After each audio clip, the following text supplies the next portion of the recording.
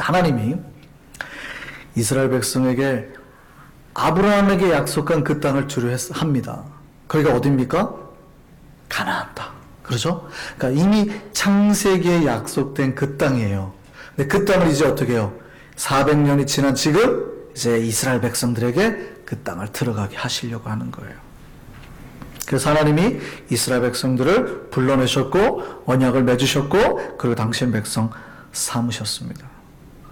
그리고 이제 하나님이 아브라함의 약속한 그 땅을 주시는데 이제 오늘 여러분이 묵상하실 건 그겁니다. 말씀 속에서 잡으셔야 되는 거예요. 하나님이 우리에게 약속의 땅, 복을 주실 때 어떤 우리에게 하나님의 언약한 여러분 복을 주실 때 어떻게 주시냐는 거예요. 어떻게 주시냐는 거예요. 보세요.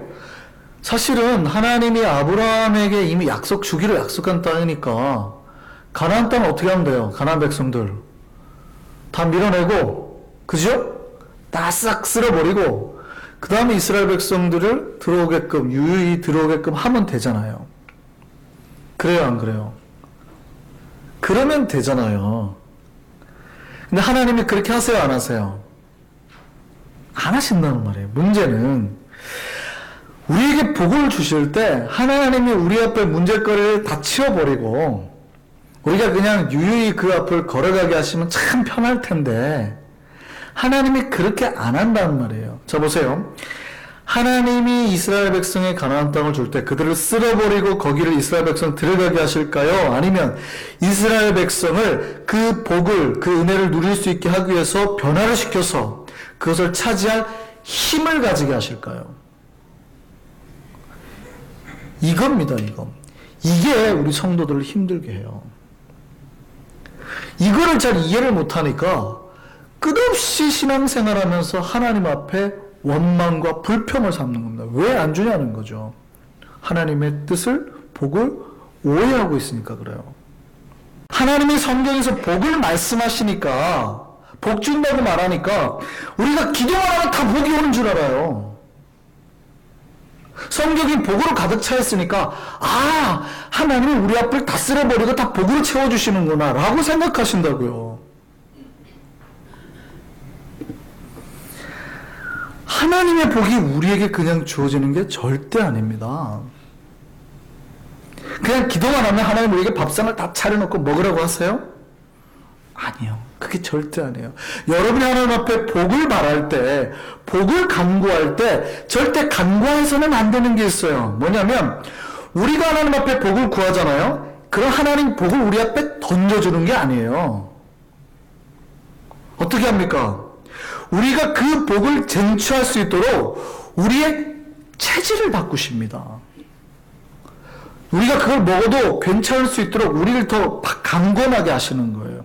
그러니까 우리를 하나님의 사람, 하나님의 종, 일꾼으로 바꾸시는 거예요. 그래서 그 복을 가질 수 있도록 만드시는 거지 복을 던져주시는 게 절대 아니라고요. 그래서 하나님의 복은 훈련과 변화가 병행돼야 되는 거예요. 그게 먼저 선행돼야 되는 거예요. 여러분 하나님 앞에 복을 간구하시죠. 많은 성도들이 하나님 앞에 복을 구합니다. 저는 그걸 알잖아요. 어떻게 하면 하나님의 복이 우리에게 오는지를 알잖아요. 성경을 통해서. 저는 여러분에게 제발 여러분이 그 복을 누리고 살려고 하고 싶은 거예요. 제발 이 백성들이 파란에 복을 좀 누렸으면 좋겠다. 잘 되는 복을 좀 누렸으면 좋겠다. 하니까 제가 뭐 해요? 훈련하자 그러잖아요. 변화하자 그러잖아요. 말씀 좀 듣자 그러잖아요. 기도하자 그러잖아요. 근데 많은 성도들이요, 하나님의 훈련은 싫대요. 복은 좋아요, 복은 좋은데 훈련은 싫대요. 참 제가 보기엔 너무 답답해요. 저렇게 해야 복을 받는데 분명히 이 백성들이 복은 사모하는데 절대 복을 받을 여러 가지 것들은 안 하시네. 제 입장에서는 엄청 답답한 거예요. 하나님은요, 우리에게 복을 말씀하신 후에 우리가 그 복을 가질 수 있도록 체질을 변화시키시는 거예요. 가나안 땅을 접수할 수 있도록 하나님 이스라엘 백성 강하게 하시는 것처럼. 근데 만약에 그 체질을 바꾸지 않으면 어떻게 될까요?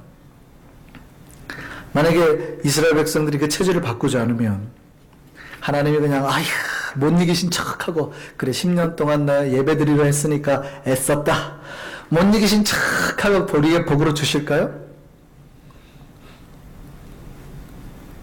하나님이 이스라엘 백성 언약의 백성을 만들죠. 언약의 백성을 맺잖아요.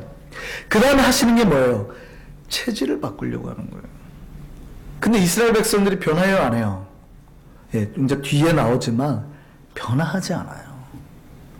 훈련받기 싫어하고 하나님의 뜻대로 하기 싫은 거예요. 그 변화하지 않는 사람들은 어떻게 해요? 그 약속의 땅을 받아야 못 받아요? 못 받는다니까요. 준비되지 않으면 못 받아요. 그들 다 어떻게 됐습니까? 광야에서 그냥 죽었어요. 준비되지 않으면 그냥 죽는 거예요. 복을 못 받고. 평생 하나님의 백성으로 우리 사는 건 맞지만 하나님이 주기를 원하는 여러 가지 복들이 있거든요. 부족하지 않아요. 하나님은 절대. 근데 못 누리고 사는 거예요. 하나님 누구의 복을 주신다고요? 훈련받고 말씀과 기도로 변화된 백성, 주의 뜻이 뭔지를 분별하고 순종하고 따라갈 수 있는 백성, 목숨 바쳐서 싸울 수 있는 백성에게 주신다고요. 생각해 보시죠.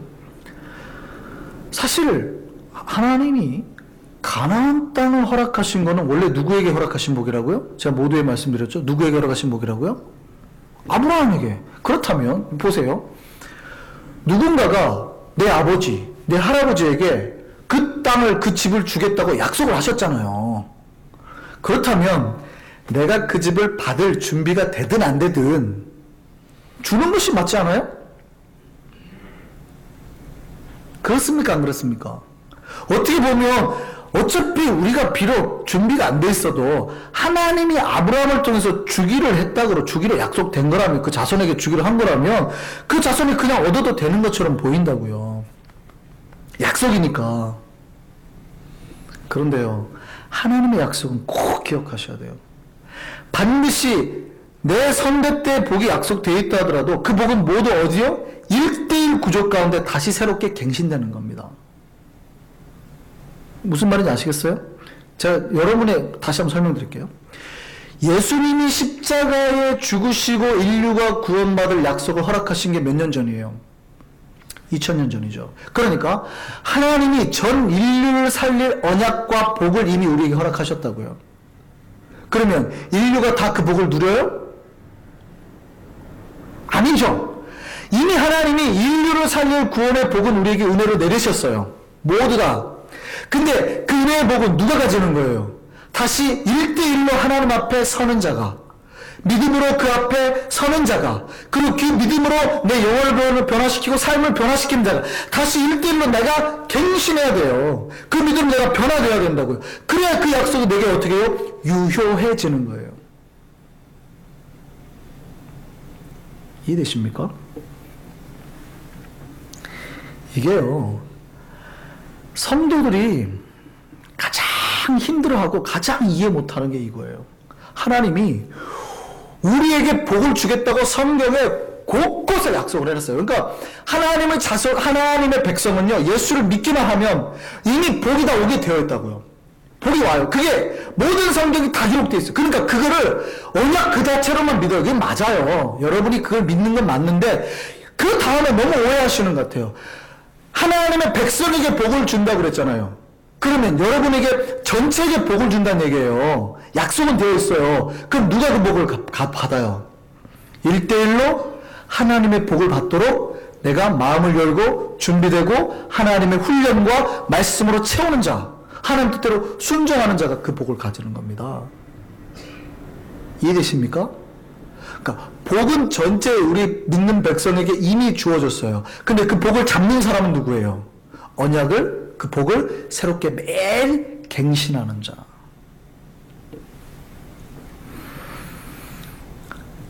아브라함과 하나님의 언약으로 가나안 땅을 취하는 건 맞지만 그 언약이 성취되는 거는요, 그 하나님의 백성의 모두 1:1로 하나님의 언약에 반응하는 사람에게 주어졌어요. 무슨 말인지 아시겠어요?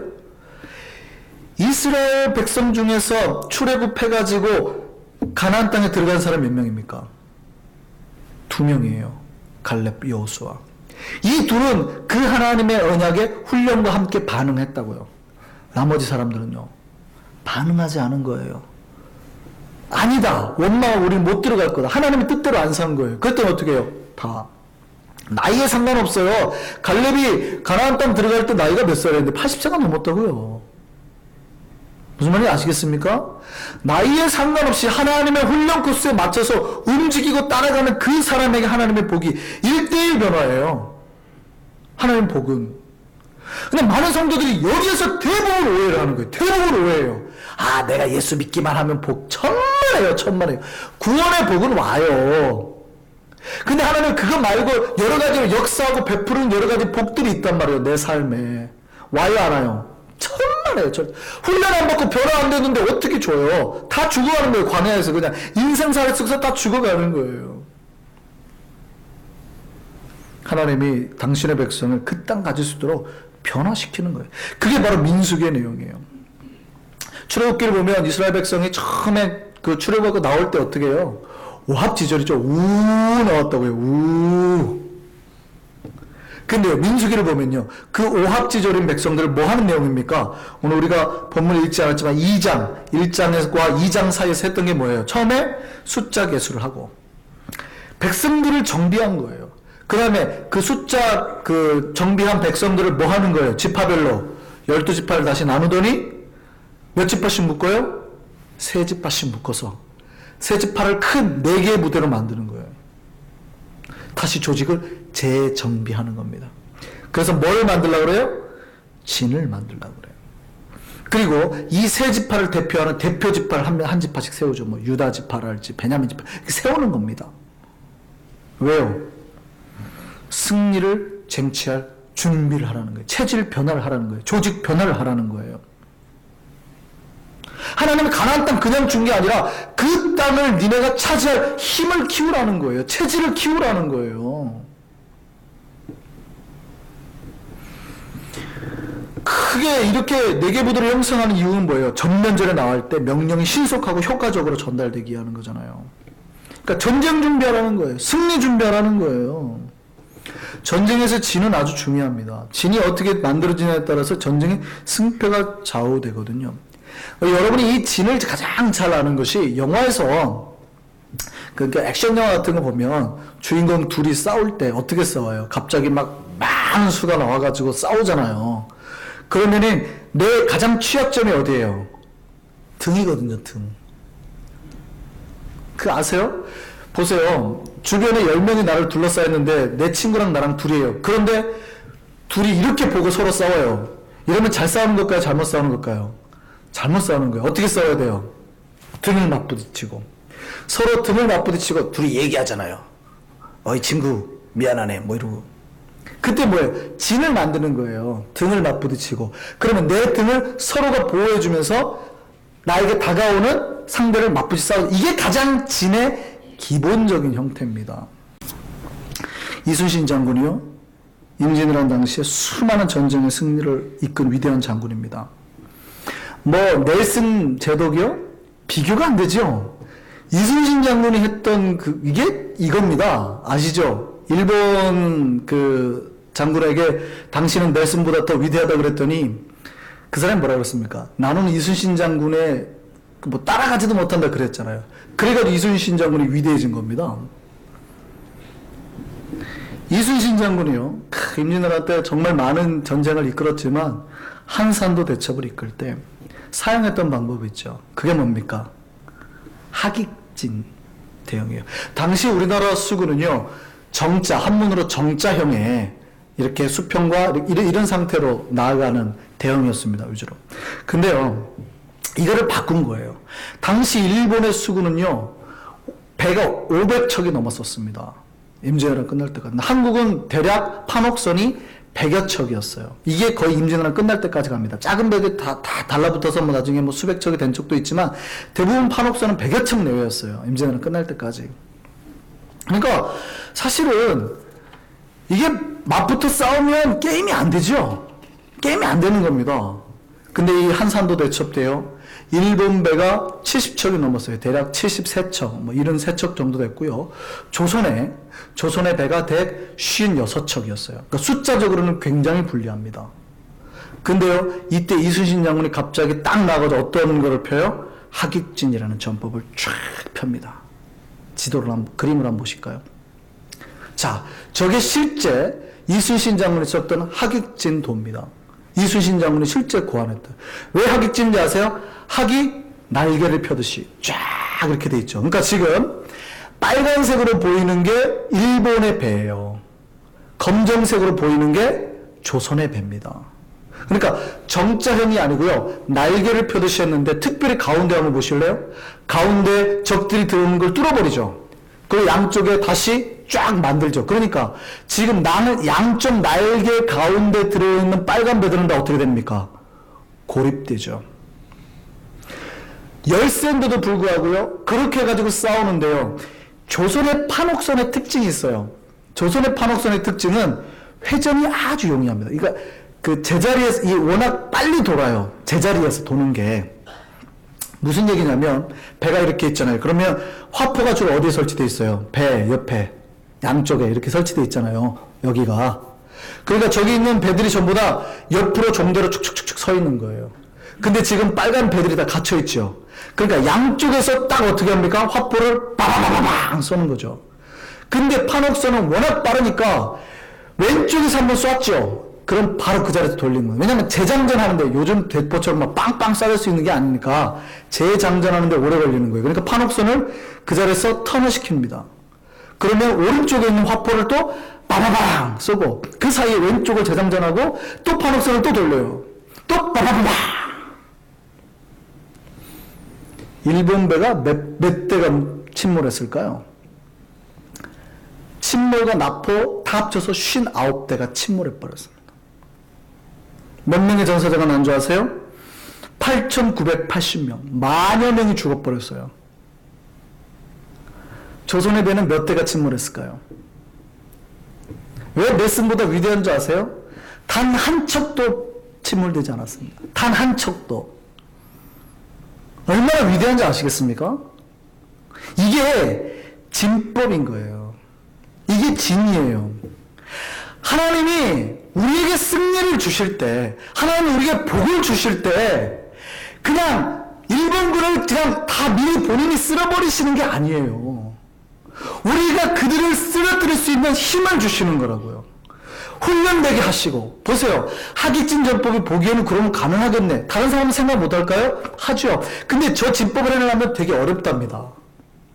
훈련을 그렇게 많이 해야 된대요. 이게 펴고 거리가 안 맞으면 안 된대요. 빨리 돌아야 돼. 신호에 맞춰서 쫙 날개를 펴고 신호에 맞춰서 이게 팍팍팍 돌지 않으면요. 필요가 없대요. 그러니까 저걸 하기 위해서 얼마나 훈련을 많이 했겠어요. 하나님이 이스라엘 백성이 뭘 만들려고 그래요? 진을 만들려고 그래요. 진을 만들려고 그래요. 뭘 준비하는 겁니까? 승리를 준비하는 거예요. 지도를 다시 한번 볼까요? 그림을. 하나님이 이스라엘 백성에게 만들려고 한 진의 모습입니다. 그러니까 진행 방향에 따라서 지금 이거는 두 가지 형태로 조직을 꾸미라고 했는데요. 첫 번째는 그들이 움직일 때, 이동할 때 썼던 거고요. 두 번째는 멈췄을 때 쓰는 겁니다. 그러니까 그 비슷하게 가지만 다르죠. 그러니까 이동할 때와 멈췄을 때 이동 진이 달라요. 근데 왜 저렇게 진을 짠다고요? 하나님이 그들을 통해서 승리하게 하시고, 우리가 하나님의 복의 땅을 얻고요, 승리를 쟁취하려면요, 변해야 됩니다. 여러분, 정신이 변하고 조직이 바뀌어야 돼요. 그리고 빨리빨리 바뀌는 거에 익숙해지셔야 됩니다. 변하자고 했는데요, 되게 힘들어요. 왜 변합니까? 목사님 와가지고 막 바꾸려고만 하고. 안 바뀌면 승리하지 못하니까 그러는 거예요. 안 바뀌면 여러분이 복을 못 누리니까 그러는 거예요. 옛날 게 좋아요? 옛날 것처럼 이렇게 출애굽할 때처럼 대충 우 다니고 이러실 거예요? 아니라고요. 그러면 안 된다고요. 그러면 절대 승리를 취할 수가 없어요. 가나안 땅에 들어갈 수가 없는 거예요. 변화되지 않고 훈련받지 않으면요, 절대 하나님은 우리에게 이미 주신 복을 내 것으로 갖지 못하는 겁니다. 우리가 요즘에 변화를 하고 있어요. 그래서 모든 지금 부서마다 제가 계속 푸시하죠. 여러분 아세요? 여러분 예배 전 20분 전에 여기 모여가지고 예배 부원들 다 기도하고 무릎 꿇고 기도하는 거 아세요? 오늘도 제가 하나하나 40분에 딱 나와서 체크했어요. 제가 모르는 거 같죠? 다 봅니다. 더니 기도하시더라고요. 교회가 변화하고 있다고요. 이해되세요? 변화하고 있어요. 잘하고 계시는 거예요. 여러분이 이제 막 재직부서를 통해서 또 은혜진 모임을 통해서 소그룹 부흥, 또 막 재직부서의 부흥 일하려고 막 으쌰으쌰 하셔야 된다고요. 그래야 하나님의 그런 변화의 가운데 복을 우리께 되게 하는 거예요. 어떤 사람은 반문할 수 있습니다. 목사님 힘들어요. 목사님 꼭 이거 해야 됩니까? 이건 이스라엘 백성도 똑같이 질문했습니다. 아니 어떻게 200만 명이 조직적으로 움직일 거며 꼭 그렇게 해야 되냐고 말할 수 있죠. 대답은 이거예요. 약속의 땅을 차지하기 위해서, 여러분이 복을 누리고 살게 하기 위해서, 앞으로 여러분 앞에 시작될 전쟁에서 승리하게 하기 위해서예요. 승리는 누구에게 주어져요? 준비하는 자에게 주어지는 겁니다. 저는 우리 한성교회가 승리하고 복을 누리는 교회가 되기를 바랍니다. 그냥 대충 살려면 지금처럼 사셔도 돼요. 뭐 죽을 때까지 뭐 대충 찬송 하나 제대로 부르지 못하고 뭐 해도 믿어도 대충 믿는 거예요. 뭐 아주 안 믿는 것보다야 낫겠죠. 그렇게 사시고 싶으십니까? 그렇게 예배 드리고 싶으십니까? 예배는 막 미친 듯이 드려야 되는 거예요. 찬송하면서 하나님 앞에 감격하면서 막 울고 막 뛰고, 저는 그때까지 가는 거예요. 대신에 제가 오래 지금 기다리고 있는 거예요. 제가 오래 기다리고 있는 거예요. 2년 동안 기다렸어요. 앞으로 물론 저는 더 기다릴 겁니다. 여러분이 그 예배의 분위기, 그 움직이는 교회로 따라올 때까지, 움직이자 그러면 움직일 때까지. 하나님 우리가 복을 달라고 기도하면 복 주시는 게 아니에요. 우리가 복을 취할 수 있도록 우리의 체질을 바꾸고 조직을 바꾸는 거예요. 그렇게 변화하게 하시는 겁니다. 오늘 이스라엘의 조직도를 다시 한번 보시죠. 두 가지 형태로 하나님 변화를 말씀하셨어요. 첫 번째는 뭐냐면 이동할 때 조직, 두 번째는 뭐냐면 멈출 때 조직. 형태가 달라요. 그 얘기는 각자 다른 조직의 형태를 통해서 다른 목적을 추구한다는 거죠. 첫 번째는 뭡니까? 법궤가 이동할 때, 이동함에 따라서 이 조직이 움직이게 편리하게 만드는 거예요. 그러니까 하나님의 공동체는 뭐에 민감해야 돼요? 움직임에 민감해야 된다는 거예요. 변화에 민감해야 된다는 거예요. 제가 움직이자 그러는데, 목사님 좀만 더 있다가, 이거 다음 주에 합시다. 난 아직 준비도 안 됐는데, 이러면 안 된다는 거예요. 굉장히 움직이기 편하게 첫 번째 조직을 짰다는 거예요. 왜요? 이 조직도의 제일 앞에 뭐가 있습니까? 잘 보이세요? 조직도의 제일 앞에 뭐가 있어요? 언약궤. 언약궤가 뭡니까? 하나님 임재의 상징이죠. 여기에 나중에 이제 우리가 뒤에 나올 건데 구름기둥, 불기둥이 나오는 거예요. 그 하나님의 구름기둥, 불기둥이 인도하는 대로 신속하게 움직이도록 움직임에 민감한 첫 번째 조직도를 짠 겁니다. 여러분요, 자동차가 경기에 나가려고 하잖아요. 자동차 그 레이싱 경기에 나가려고 할 때 제일 중요한 게 뭘까요? 두 가지가. 첫 번째는 엔진입니다. 엔진이 그 속도를 내줄 수 있어야 돼요. 두 번째는요, 브레이크입니다. 정확하게 설 수 있어야 돼요. 가자 그럴 때 빨리 갈 수 있어야 되고, 서자 그럴 때 서야 돼요. 이게 움직일 수 있는, 이게 기본적으로 움직임을 가지고 있는 거예요. 첫 번째 두 가지 필요한 조건이에요. 여러분, 하나님이 움직이자 그러면 빨리 움직일 수 있어야 돼요. 서라 그러면 서야 된다고요. 근데 하나님이 빨리 가자 그러는데, 하나님 여기가 좋사오니, 여기는 지금 풀도 있고요, 뭐 물도 나오고요, 좋은데요, 여기 좀 더 있죠. 어제 왔는데요, 일주일 만에 갑니까? 근데 갔는데요, 하나님이 서라고 한 데가 완전 벌판에 광야밖에 없어요. 물 기르려고 하면 한 1km 길어가 왔다 갔다 해야 돼요. 하나님 빨리 옮깁시다. 석 달째 여기 있네, 석 달째. 하나님이 가라 할 때 가고 서라 할 때 서도록 만든 조직도예요. 두 번째는요, 두 번째 조직도는 뭡니까? 모든 동서남북이 다 딱 지파들로 쌓여 있고, 법궤가 어디 있어요? 성막이 한가운데 있죠. 무슨 중심이요? 성막 중심, 법궤 중심, 말씀 중심. 여러분이 하나님 앞에 살 때 무슨 중심으로 살아야 되는지 아세요? 신앙 중심으로 사셔야 돼요. 교회 중심으로 사셔야 돼요. 그런데 어떤 성도들을 보면은요, 자기가 유다 지파인데 법궤를 어디다, 성막을 어디다 밀어넣어요? 저기 베냐민, 저기 에브라임 한쪽 구석대기에 싹 넣어요. 자기는 유다 지파 쪽에 있으면서. 그러니 복이 알아요. 하나님 말씀이 오는 거리가 멀어지거든요. 어디 중심으로 살아야 된다고요? 성막 중심으로 살라는 겁니다. 교회 중심으로 살라는 겁니다. 하나님 중심으로 살라는 겁니다. 하나님 우리를 지켜주시는 믿고 살라는 겁니다. 기억하셔야 돼요. 여러분 복을 얻기 위해서 기억하셔야 돼요. 여러분의 하나님이 인도하는 대로 속히 움직일 수 있도록 체질을 바꾸셔야 돼요. 그리고 모든 여러분의 신앙의 중심이 어디예요? 하나님 중심, 교회 중심. 이게 파괴되면 안 돼요. 이 자세가 흐트러지면 하나님 주인을 파괴하는 거라고요. 저는 우리 안성교회가 체질이 변하는 교회 되기를 바랍니다. 주님께서 허락하신 승리와 복을 정말 변화되는 그 체질의 능력 가운데 쟁취할 수 있는 교회가 되기를 바랍니다. 하나님의 일꾼들로 변화되기를 바랍니다.